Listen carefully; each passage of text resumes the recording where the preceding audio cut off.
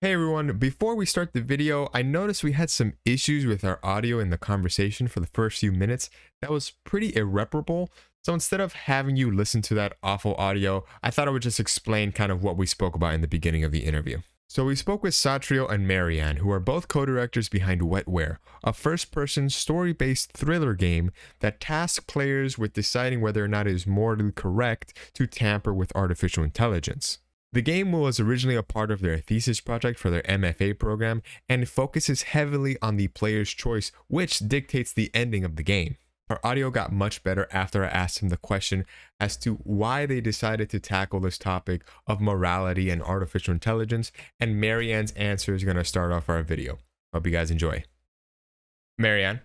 It really was when I started, I worked with Hanson Robotics for a bit on the Sophia project. You might have heard of her. She's like the robot that once said that she wanted to destroy humans. You might have seen some memes of her around on the internet. Sounds terrifying. But she's a very life-like human robot. And Hansa Robotics has done a lot of like hard work and research into creating an AI that you can talk to her and she'll respond with very convincing answers. She'll remember things you say. She'll remember your face. You can play games with her and whatnot. And I think, once you are working in the back end, you start to refer to this robot as her instead of it a lot of times. And there's this relationship, I think that, at least from my end, right? I don't know, she probably didn't feel anything on her end, but from my end, it feels like after you work with her for a while, you develop certain sort of like feelings or opinions about how we should work with robots or how we should treat them. I certainly feel like, when people are making fun of like what she does or something like that, it feels like she doesn't have like a chance to explain herself or something like that. But I mean, a lot of it is me projecting my own thoughts and opinions onto like something that the software is doing. But I think at that point, I wanted to really explore this feeling that I was having, like when working with Sophia and Hanson Robotics, and the perfect opportunity came along when Satria and I wanted to create a project together. Cool. Awesome. And so, speaking of Sophia, are there any other real world references you guys used when working on the game?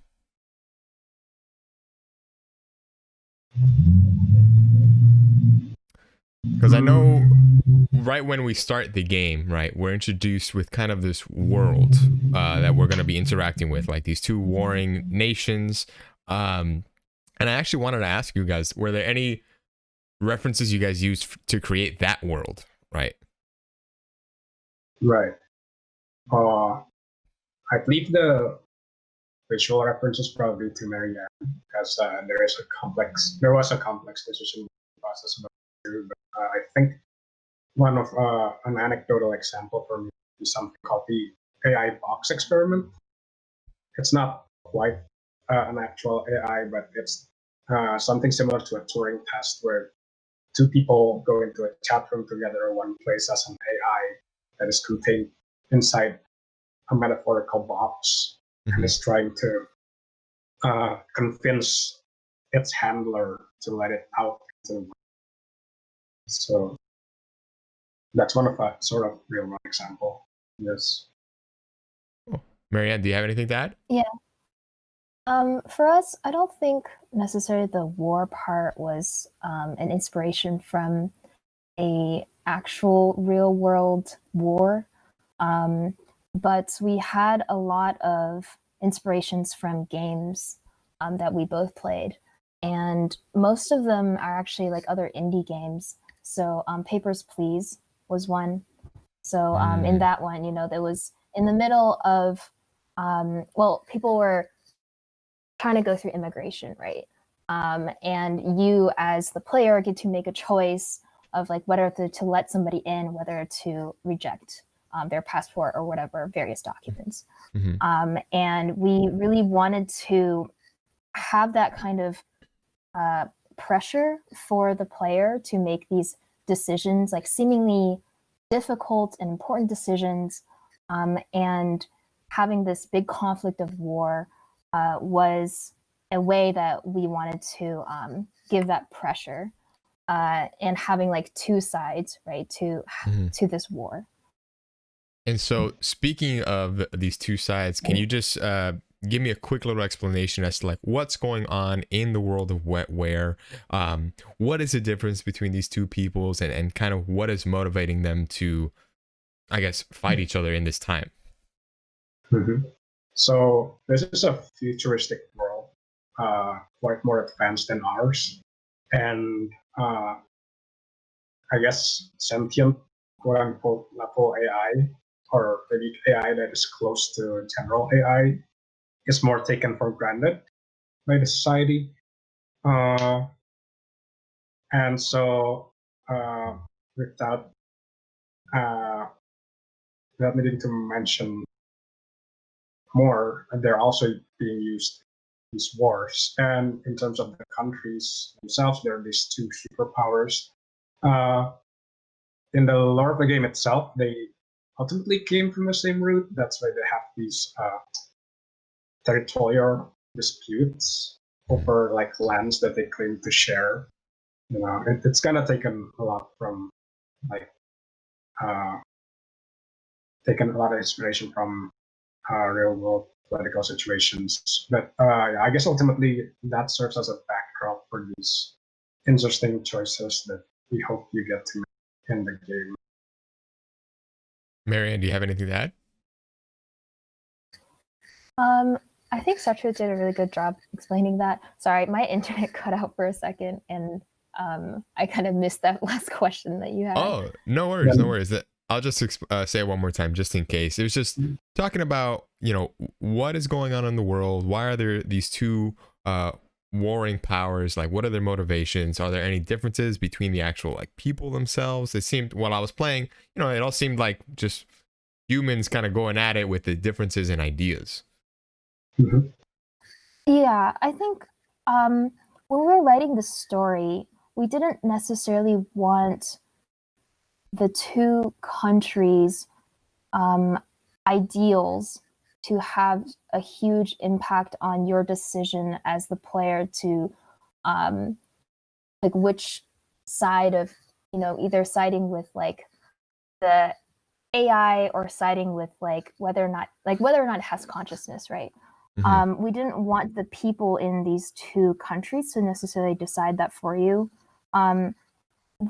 These people in these two countries, I would say, like they're pretty similar, like Sachiro mentioned, and the societies in both of these nations, they all have very advanced technologies. They have robots in their lives all the time. They all use robots in like war and everyday life.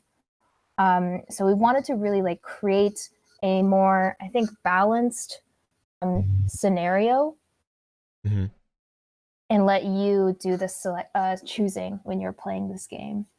Gotcha. And one thing I thought was really cool about the game when I was playing was the visual art style of the game. I wanted to ask you guys, how did you guys come up with that art style? What was it like making these characters and these environments? Marianne? Is that true? Yeah, so I the know it's a little visual art. hard figuring out who goes first, you know? Yeah, can you still hear me? Yes. Okay. So the visual art style, actually, and everything, like all these decisions in the game, was going back to this theme of consciousness versus if consciousness is like, can we consider AI to be conscious? And the art style came from that decision came from that theme as well. And so we wanted to make everything look like stop motion because when you're creating a puppet, the puppet is like the robot in this instance, right? Gotcha. Without the puppeteer, the puppet does not come to life. When you animate it, that's when the puppet comes to life. It has a personality. It has a story. It has things that it wants to do, and you could relate to it. It has feelings, right? Mhm. So in this case, like, what if, this robot was like this puppet? Is it just us like puppeteering it, or does it have some sort of mind of its own, and can it express something of its own? So that's where that decision came from, and like everything from the characters, the animation, the environment, everything has this very tactile feel to it, to reference a stop motion look. Gotcha. Is that true? I think Marianne covered it really well. Gotcha. I don't have anything to add. Yeah. And so when I was able to play the game, not only back then in DreamHack, but recently when you guys provided the beta key, I noticed a mixture of different kind of gameplay mechanics, right? There's this kind of trust meter that you have with characters. There's like dialogue. There's like a little bit of stealth where you have to kind of puzzle your way out of people's, I guess, peripherals and stuff. And there's even brick breakers. So I kind of wanted to ask, how did you guys come up with these ideas on how the player is going to actually interact with Wetware? Yeah, so I think uh, I personally found uh, having multiple solutions to a problem in a game has always been satisfying and rewarding. For example, one of my most favorite games series of all time is the Hitman series, where they just throw you in a sandbox and tell you to do a thing, and basically the whole level is just yours to play with. So I kind of want to emulate that. I think with multiple solutions to these to problems, I think it's going to lead to a higher sense of agency, in a sense where players think that their actions are more impactful, and that the higher sense of agency will lead back to our core concept of choice, which means that because they feel that they are making uh, impactful changes in the game, they feel that their choices matter more. Uh, and and with regards to the trust and dialogue system, we've always thought that these NPC coworkers in the game to be pretty important. It's very important that they look like they do their own things, they have their own routine, and they are pretty interactive because they serve as the human proxy in this AI dialogue. And yeah, it's a big part of the game. Getting to know them, be doing stuff for them. And I guess this wasn't an original intent, but along the process, we discovered that it's kind of neat that in order to serve one of these goals, maybe where you're maybe sympathetic to basically a computer brain, you end up having to manipulate a computer brain in the game in the sense of the NPC and the trust system. And yeah, a bunch of these other, so like stealth, they're pretty much common sense mechanics. I hope has a lot of precedent in other games that it immediately makes sense to the player.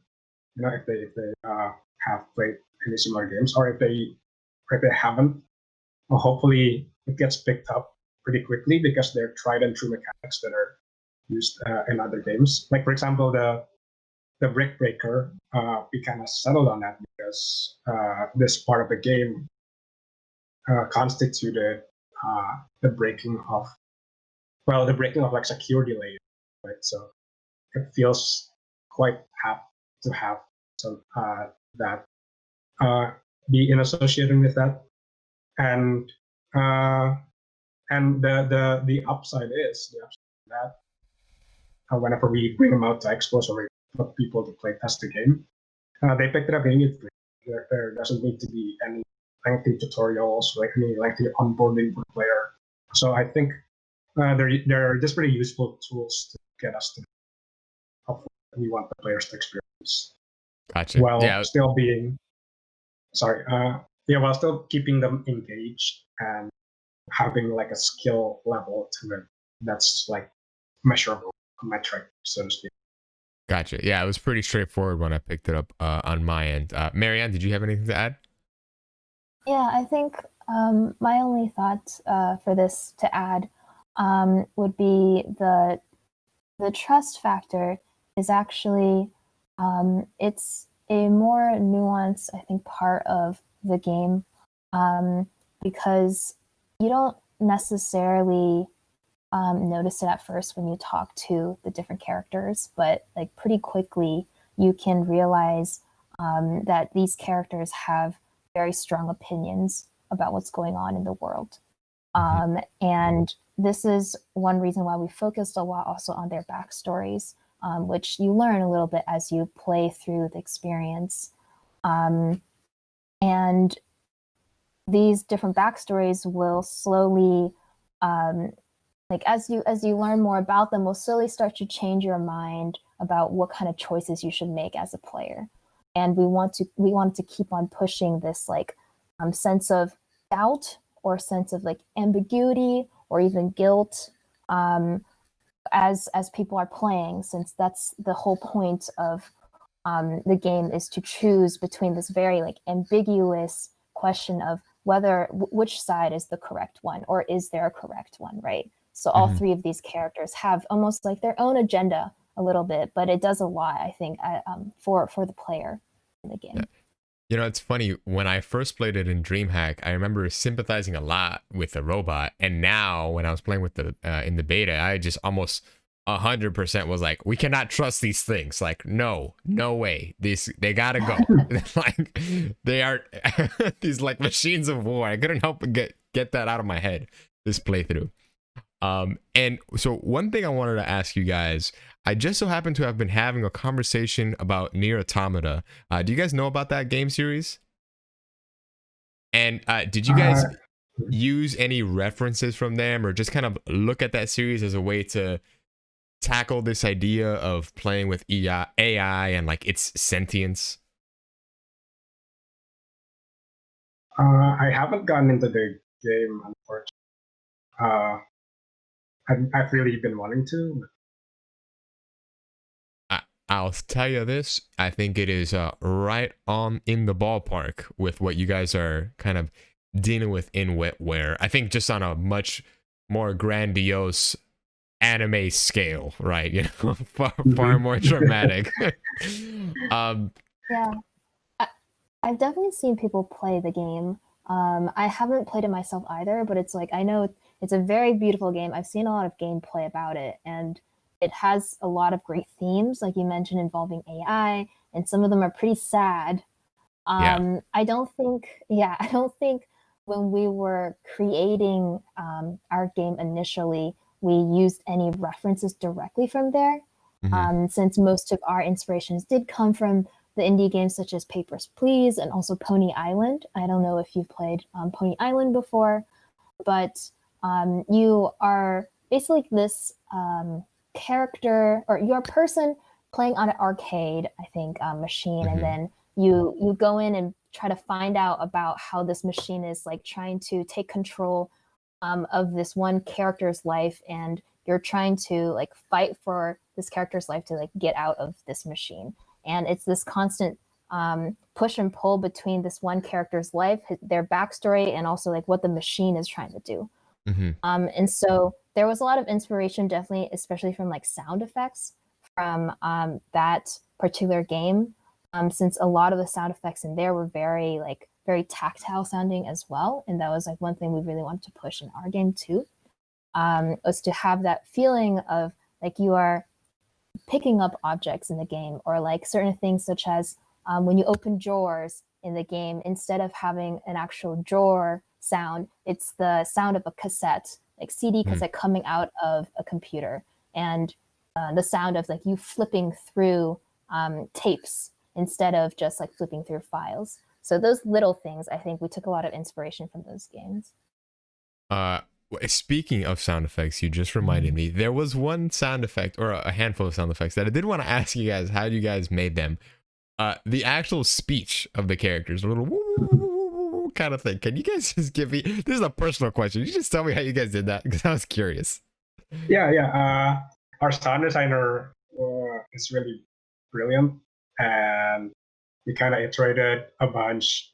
I think one of the early iterations was just like random beep boops, basically random machine sounds. But then, yeah, we came with the idea of why not take inspiration from like things like vocoders or like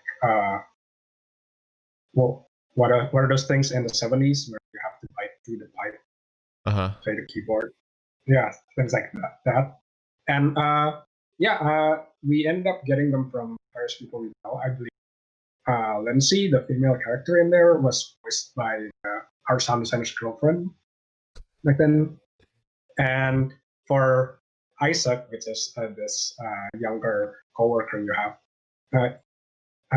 we literally called up one of our friends in the at school and have him come upstairs and have him record for 5 minutes, just him saying "Puppy pup, puppy pup," and yeah, it turned out really great, I think. Awesome. It just seems so silly. I was like, oh, I wonder how they did that, you know? So another important question I want to ask you guys is relevant to kind of this year, right? I'm sure everyone's lifestyle has completely changed because of COVID, but I can imagine game development has not been any easier. How has it been with you guys working on the game, trying to get it released in this kind of time?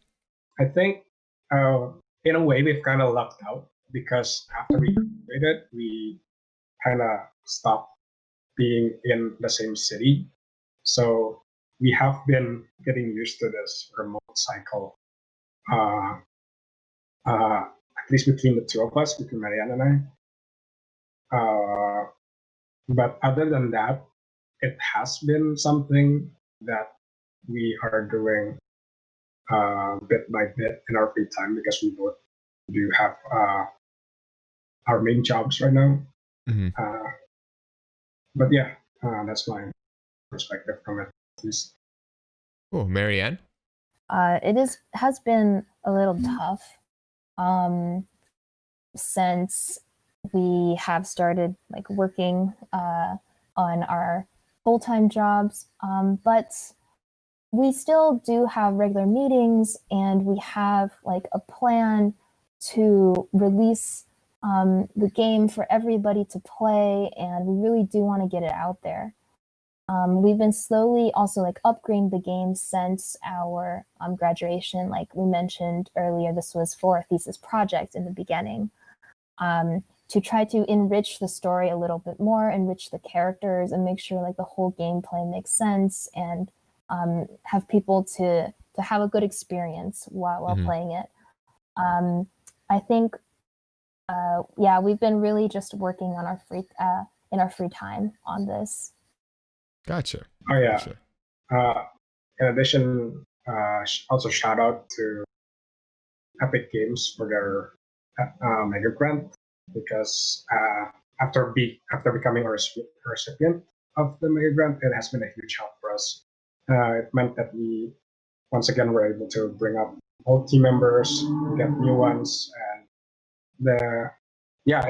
it's really a huge difference from just being a skeleton crew, just the two of us, which was the how it happened for a few months. Uh-huh. Oh, cool. Shout out to Epic Games. So I think this is a really important question, and maybe a little vague, but what do you guys want players to get out of Wetware? We'll start with you, Satrio. I think on the baseline, at least, we want them to be asking these questions in their head afterwards about how to look at future, quote unquote sentient computers differently. They also, I guess, I also want them to feel, the difficulty of making choices in the game. I want those choices to be memorable. So they have that. So hopefully they get to feel some weighty decisions. They have to make some weighty decisions that they carry out. Gotcha. And Marianne? Yeah, I think my opinion's pretty similar. I would like for people to at least think about this question and the ambiguity of it, and how there's not really a clear-cut answer right now, because I think we're still pretty far from actually creating a robot or a software that is able to replicate human consciousness, whatever that means, right? But I do think it's something that we as a human species will continue to try to do no matter what, because we haven't stopped yet, even with all of those like scary movies or like warnings. And I think it's something for people to think about and explore. And hopefully, when playing this game and being put into a situation in which you have to make these choices about what you think is the right thing or the wrong thing, if they can have a moment of doubt in that moment of making that decision, I think that's a win for us. Awesome. I did want to ask you guys, I know this is probably your first game project that you guys were doing for your thesis, but do you guys have any plans for future projects now that you've kind of already tackled or are still tackling one? We have been starting work on this RPG set in the year 2077. Oh, This just I was like, sounds familiar. I think for this, even for this one, we're still just seeing how it goes. We're doing incremental releases for this game, so yeah, we'll see how this one goes, and that's what we're focusing on right now. Cool. Well, definitely seeing how people react to this first chapter. Yeah. So then, for those who are interested to play Wetware, do you have an idea when maybe we'll be able to play it? Yeah, so by the release date right now is set for January 7th. So stay tuned, it's coming up. And it will be available on Steam. For now, it is for Windows only. But I think we plan on broadening that after we make sure like everything is working correctly. But come online to Steam January 7th and check it out. It's free, so no need to worry about prices. Cool, perfect. Yeah, just come on, download and experience it for yourself, right? Yep. For sure. Awesome. Well, I gotta thank you, Satrio and Marianne, for sitting down and talking to us about Wetware. I appreciate it. And I hope for anyone who's going to be watching, they actually sit down and take the time out of the day to experience this world that you guys have crafted and make that hard moral decision. Yeah, we really appreciate it. And thank you so much, Matthew, for giving us the time for this interview. Yeah, of course. Go. I feel like Satrio, you're like trying to tell me something. Like, go for it. Oh, no. I was nodding. But yeah, thank you. Thank you as well. Yeah, you guys had an interesting game, so I'm happy we got to have an interesting talk about it.